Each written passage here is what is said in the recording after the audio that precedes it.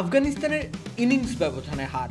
জিম্বাবুয়ের কাছে যেন আফগানরা পেল রক্তিম বলের কঠিন বাস্তবতার চপেটাঘাত। টি-20 ক্রিকেটের ব্র্যান্ড অ্যাম্বাসেডর বনে যাওয়া আফগানরা টের পেল বনেদি ফরম্যাটের ঝাঁঝালো স্বাদ।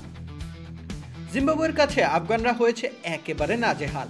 হারারে টেস্টের প্রথম ইনিংসে ব্যাট করতে নেমেছিল সফরকারী আফগানিস্তান।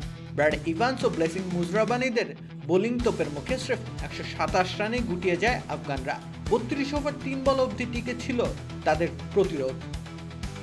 লঙ্গার ফরম্যাট আর শর্টার ফরম্যাটের ফারাকটা যেন আরও একবার উপলব্ধি করল এশিয়ার দলটি। টেস্টের প্রথম দিনেই ব্যাটিংয়ে নামে জিম্বাবুয়ে। বেন কারানের 121 রানের সাথে সিকান্দার রাজার 65 রান ও দলের বাকিদের ছোট ছোট ইনিংস। 359 রান স্কোরবোর্ডে জমা করে জিম্বাবুয়ে। তাদের লিড দাঁড়ায় 232 রানের।